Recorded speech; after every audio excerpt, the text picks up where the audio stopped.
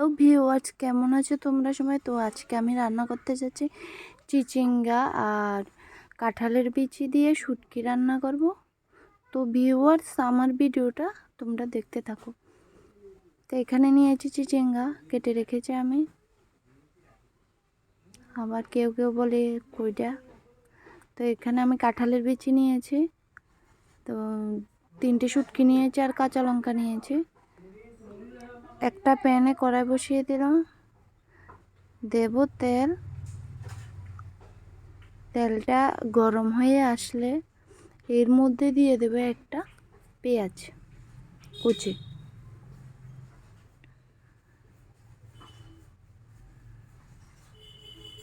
এটা দিয়ে তারপরে শুটকি আর কাঁচা লঙ্কাগুলো দিয়ে দেব। এটাকে একটু ভালোভাবে ভেজে নেব, শুটকিটাকে ভাবে ভেজে নেব।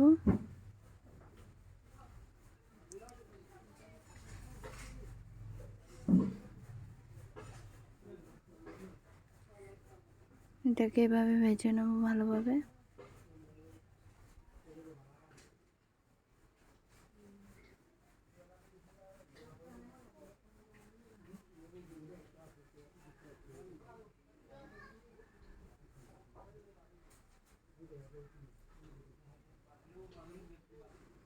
তো এর মধ্যে দিয়ে দেবো আগের থেকে কেটে রাখা কাঁঠালের বিচি, তারপর দেব চিচিঙ্গা,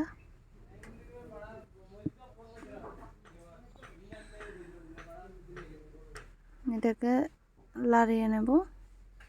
তারপর এর মধ্যে দিয়ে দেব স্বাদ মতো লবণ,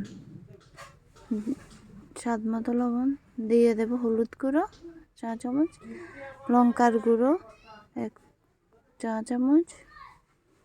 এটাকে ভেজে নেব, ঢাকা দিয়ে রেখে দেব 2-3 মিনিটের জন্য।